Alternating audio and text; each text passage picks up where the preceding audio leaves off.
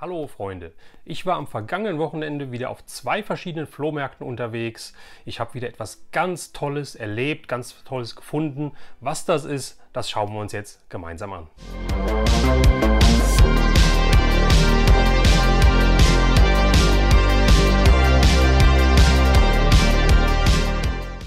Ja Leute, 2 Flohmärkte dieses Wochenende. Ich möchte direkt durchstarten mit Flohmarkt Nummer 1, wo wir zuerst waren. Ich habe wieder schöne, tolle Sachen gefunden und den Anfang hat etwas gemacht, was mich sehr gefreut hat. Da gab es in den letzten Videos einiges schon zu bewundern, denn ich habe weitere Gummifiguren gefunden, Bulli-Figuren, Schleichfiguren. Welche das sind, und auch da hat es mich sehr, sehr gefreut. Ich habe zum ersten Mal in freier Wildbahn gesehen Monchichi Bulli-Figuren von Bulliland. 2 Stück, 3 Stück,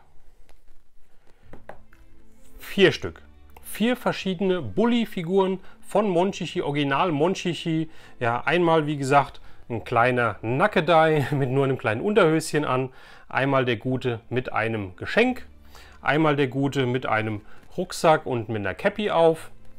Und einmal einer im Baseball-Outfit, der halt ja auch einen Baseball in der Hand hat und hier oben so einen kleinen Ring hat. Das heißt, das war wohl mal ein Anhänger gewesen, ob es ein Schlüsselanhänger war, was auch immer. Der ist nicht mehr vorhanden, aber trotzdem, die habe ich alle 4 mitgenommen an einem Stand. Und das war noch lange nicht alles. Übrigens, die Bulli Monchichis sind von 1981, Leute, von 1981. Und ich habe wie gesagt, noch nie welche vorher gesehen. Ich habe mal dann online geguckt und ich blende euch mal ein, für was die online wirklich weggehen. So um die 8 Euro die Figur. Ja, was die mich gekostet haben, sage ich euch gleich. Als nächstes habe ich nämlich am gleichen Stand gefunden. Ich habe am gleichen Stand insgesamt 11 Figuren mitgenommen. Und zwar wieder eine Bulli-Figur vom West-Sandmännchen. Und nicht nur diese eine hier mit dem schönen Fernseher, sondern auch eine als Briefträger mit einem Briefumschlag und einem schönen Herzchen drauf. Wem der bekannt vorkommt, ich habe in einem der letzten Videos schon mal die gleiche Figur mitgenommen. Ich finde, von dem Westsandmännchen, was für mich das Kindheitssandmännchen ist, kann man einfach nicht genug haben. Also wie gesagt, 2 Stück für meine Sammlung wiederum. Dann habe ich weiter mitgenommen, nochmal von Bulli, einen schönen Hund hier, einen kleinen Jagdhund, und das ist ja von Kapp und Kappa von Walt Disney der Hund. Der ist von 1980, der Gute. Und nochmal Walt Disney, und zwar von Bernhard und Bianca. Da habe ich hier einmal die Bianca und einmal den Albatros. Der ist, glaube ich, Orville heißt er, glaube ich, im Original. Die 2 mitgenommen. Den Bernhard hatte ich schon auf einem anderen Flohmarkt gefunden. Und jetzt auch diese beiden hier in der Sammlung. Von denen weiß ich nicht genau. Hier stehen hinten nur drauf Walt Disney Productions. Ich weiß nicht, ob das Bulli, ob das Schleich, ob das Heimo ist. Wenn ihr es wisst, schreibt es gerne auch mal in die Kommentare. Und das waren jetzt alles Bulli-Figuren. Und dann habe ich noch 2 Schleichfiguren, und zwar zweimal den guten Pumuckl. Auch die beiden am gleichen Stand. Wie gesagt, insgesamt 11 Figuren mitgenommen. Auch alle 11 in einem sehr schönen Zustand. Normalerweise, wenn ich die nach Hause bringe, lasse ich erstmal ein Bad ein, mache die sauber. Das musste ich hier überhaupt nicht. Ja, die sind alle in einem wunderschönen Zustand. Und wie gesagt, was ich eben gezeigt habe, wie gesagt, der Gute hier ist zum Beispiel für 8 Euro kürzlich auf eBay verkauft worden. Ja, ich habe insgesamt 11 Figuren, 4 davon sind die Monchichis, und der Verkäufer wollte 2 Euro pro Figur haben, macht summa summarum 22 Euro. Wir haben dann ein bisschen gehandelt und dann habe ich diese 11 Figuren für 18 Euro bekommen. Das macht im Schnitt so 1,60 Euro pro Figur. Finde ich toll, finde ich Wahnsinn, hat mich sehr gefreut, vor allem wie gesagt über diese Monchichis hier. Ja, auch die Sandmännchenfiguren, die gehen ja auch so für 4 Euro ungefähr weg, ja, weil die auch nicht mehr so, finde ich, nicht mehr so einfach zu bekommen sind, meiner Meinung nach zumindest. Ja, was sagt ihr dazu? 18 Euro für 11 Bulli-Schleichfiguren, schreibt es in die Kommentare. Ja, dann ein paar Stände weiter habe ich noch was gefunden, was ihr schon mal im Hintergrund seht, was ich da halt positioniert habe, was ich auch zuletzt gefunden habe, und zwar Mainzelmännchen von Göbel. Ja, die hatte ich ja auch mal geguckt, die liegen online so um die 14 Euro, 20 Euro, 12 Euro, so um den Dreh rum. Die beiden hatte ich ja fürs Stück 6 Euro, meine ich, mitgenommen. Und jetzt habe ich 2 weitere gefunden. Hier sind sie. habe ich noch nicht gehabt. Ja, wie gesagt, sind zwei verschiedene von hier hinten, als die von hier hinten, so rum. Ja, sehen nicht ganz so schön aus, aber ein bisschen mehr Farbabrieb unten an den Füßen zum Beispiel, wie die beiden, die ich schon habe. Aber ich habe jetzt pro Figur 5 Euro bezahlt, das heißt 10 Euro für die beiden. Und ansonsten, wie gesagt, auch im schönen Zustand. Hinten wie immer das ZDF-Zeichen drauf und ich glaube, das müsste das Göbel-Logo sein. Von der Firma Göbel. Ja, die Figuren sind ja auch 60er, 70er Jahre so um den Dreh rum. Und es freut mich, dass ich jetzt insgesamt schon 4 Stück von denen habe.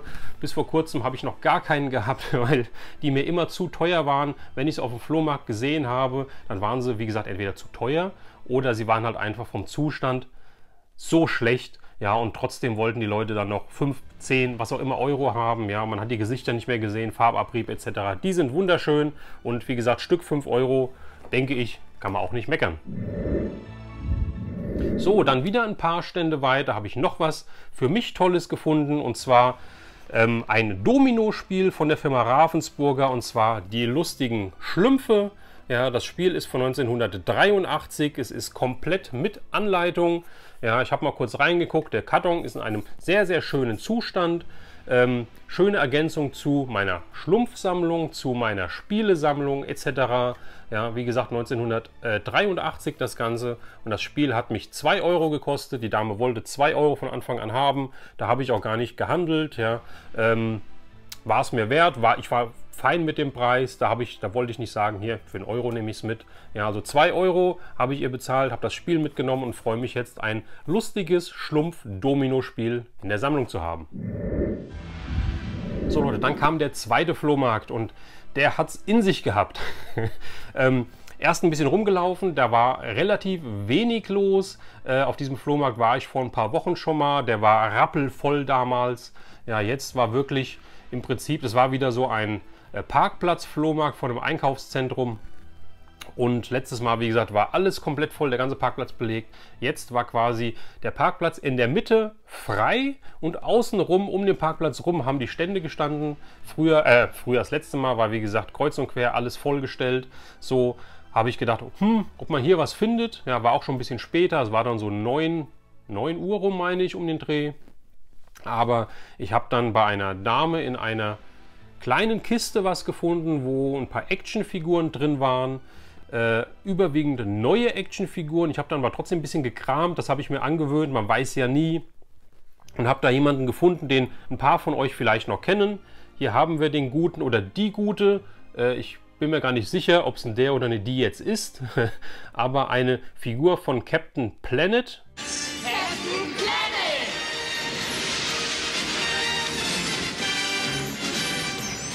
Du hast die Macht! And the Planeteers. Ja, wem das nix sagt, ist eine 90er-Jahre-Serie. Da geht es halt damals oder ging es damals schon um Umweltschutz. Ja, gab es etliche Figuren von. Ich habe hier das Captain Planet Logo auf der Figur drauf. Der oder die Gute ist von 1991. Tiger Electronics ist der Hersteller gewesen. Und ja, die Figur hat kein Zubehör dabei.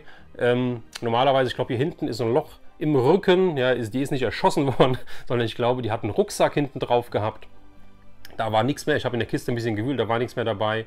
Habe die Dame gefragt, was sie halt für die Figuren aus der Kiste haben möchte. Sie wollte 1 Euro pro Figur haben. Auch da habe ich dann nicht mehr überlegt, sondern habe mir diese gute Captain Planet Figur mitgenommen. Und die wandert genau so in meine Sammlung.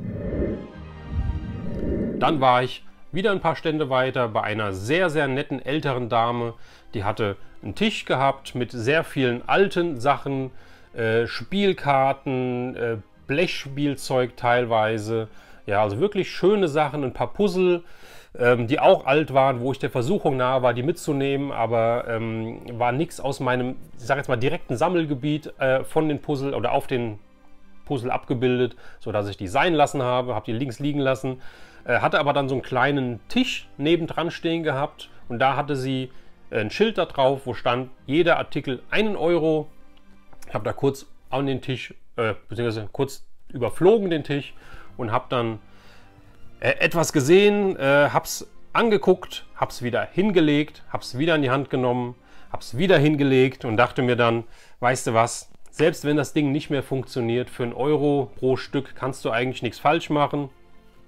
Es fehlt auch ein Kabel, aber ich habe mir einen Gameboy Akku mitgenommen und weil es so schön war, nicht nur einen, sondern einen zweiten, ja, also Original Nintendo Gameboy Akkus für den, ja, Vintage Gameboy nenne ich es einfach mal, für den alten Gameboy. Das Kabel für den Gameboy-Anschluss ist dran. Was fehlt, ist das Netzkabel, aber ich muss mal gucken, ob das ein ganz normales Standardsteckerkabel, Standardkabel mit dem genormten Euro-Stecker ist es, glaube ich, oder wie auch immer das Ding heißt. Ob das der richtige ist, ob der Akku noch funktioniert. Ja, ich weiß es nicht genau. Dame konnte es mir natürlich auch nicht sagen. Der hier ist ein bisschen vergilbt, wenn man das sieht. Der hier ist noch sehr schön. Die Schriftzug ist halt ein bisschen ja, abgegangen, abgerieben worden. Aber wie gesagt, ich dachte mir halt hier, beide zusammen natürlich 2 Euro. Stück 1 Euro hat wie gesagt dran gestanden und ich habe den dann für 2 Euro eingepackt. Erst hatte ich es mir halt überlegt, nicht mitzunehmen. Aber wie gesagt, für 2 Euro, denke ich mal, kann man da nichts falsch machen. Wenn sie klappen, freue ich mich. Ich habe ja noch den Gameboy aus meiner Kindheit. Und wenn sie halt nicht mehr klappen, dann war es halt so. So, dann sind wir nochmal an dem Flohmarkt weiter rumgegangen. Und dann bin ich auf ein Akkordeon aufmerksam gemacht worden, Leute. Das Bild blende ich euch jetzt gerade mal ein. Und guckt mal, was auf dem Akkordeon draufsteht.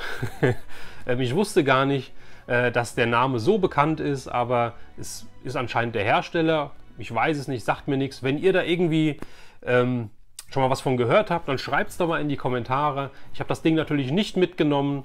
Dafür habe ich keinen Platz, keine Verwendung, aber es war schön, mal den Namen auf einem Akkordeon stehen zu sehen. Ja, und als wir dann fast rum waren um den Flohmarkt, habe ich nochmal an einem Stand von einer Dame, die hat DVDs, Bücher etc. da liegen gehabt. Und dann habe ich noch was gesehen, habe kurz geguckt, habe gefragt, was sie haben möchte. Sie hat gesagt, sie hätte gerne, das sind Bücher, hätte gerne pro Buch 2 Euro. Wenn ich beide nehme, wären es 3 Euro. Auch da kam das von ihr direkt, ich musste gar nicht verhandeln und für 3 Euro habe ich das mitgenommen. Und zwar habe ich die aus dem Was ist was, aus dem Tesloff Verlag Bücher mitgenommen von 1964. Und zwar Texas Ranger 9, die Spur endet am Fluss, und Texas Ranger 10 heißt Kilometerstein 9. Da gab es früher etliche Bücher nicht von Texas Ranger, sondern aus diesem Tesloff Verlag, die auch hier, sieht man im Hintergrund, auf der Abbildung hinten drauf, Mann, Zungenbrecher, Was ist was Bücher rausgebracht haben. Die haben in dieser Größe, in diesem Format hier noch viel mehr Bücher rausgebracht. Die haben Lassie rausgebracht, die haben Rin Tin Tin rausgebracht, die haben Fury rausgebracht. Ja, also alles in diesem Format. Ich glaube, da gab es auch rauchende Colts von und so weiter. Also alles aus den 60ern, alles so, ja, Flipper gab es, glaube ich, auch. Alles so Jugendserien oder frühere 60er Jahre Serien. Ja, die zwei Bücher, 3 Euro. Ja, und als wir fast schon wieder gehen wollten, letzter Stand, letzter Gang, nochmal durchgelaufen, beziehungsweise letzter Stand eigentlich, dran vorbeigelaufen. Da war ein sehr alter Herr hinter dem Stand. Ja, er hat auch dann irgendwas gesagt, er ist Mitte 80, glaube ich, und hatte einen Tisch gehabt, wo viele Sachen drauf gestanden haben, und hatte nebendran 3 oder 4 Bananenkisten stehen gehabt. Es war ein Zettel auf den Kisten, da stand pro Kiste 12 Euro. Und er hatte dann so ein bisschen gesagt, ein bisschen geredet, auch mit den Leuten, die daneben dran gestanden haben. Er hat gesagt halt hier, nee, er kann nicht mehr, er möchte jetzt eigentlich die Standmiete noch rein haben und er möchte halt seine Sammlung auflösen, weil er kann nicht mehr sammeln. Ja, er hat keinen, dem er es halt quasi geben kann, so habe ich das halt herausgehört. Und dann habe ich so ein bisschen in der Kiste gewühlt oder in Kisten gewühlt und dann sagte er schon, wenn Sie mitnehmen, machen wir 10 Euro für die Kiste. Ich habe gewühlt und es war eigentlich, ich zeige es euch einfach mal ganz kurz. Hier haben wir sie, ja, eine Kiste voll. Hat er gesagt, halt 10 Euro pro Kiste. Ich habe so ein bisschen gewühlt, ich habe da so ein paar Sachen gesehen, überwiegend Überraschungsei-Sachen. Und dann hat er gesagt, nehmen Sie doch endlich eine Kiste mit, nehmen Sie eine Kiste mit. Ja, und ich habe dann gewühlt, habe gesagt, nee, ich brauche eigentlich diese Überraschungsei-Kram, brauche ich eigentlich nicht. Dann sagte er, wenn Sie jetzt mitnehmen, 8 Euro pro Kiste. Und ich habe weiter geguckt und dann habe ich in dieser Kiste was gefunden, Leute. Das war es mir dann wert. Dann habe ich gesagt, diese Kiste nehme ich. Ich habe dem guten Mann dann 10 Euro gegeben. Er hat dann ein bisschen verwundert geguckt. Dann habe ich gesagt, nee, 8 Euro, nein, 10 Euro passt schon, ja, nehmen Sie die 10 Euro. Er hat sich sehr gefreut, ja. Ich glaube, er wollte einfach nur, dass die Sachen halt irgendwie wegkommen, dass er, wie gesagt, eine Standmiete reinholt und dass er, ja, mit dem Hobby, das Hobby oder die Sachen an jemanden weitergibt. Wie gesagt, in dieser Kiste ist was ganz, ganz Tolles drin, Leute. Was das ist, das seht ihr im nächsten Video.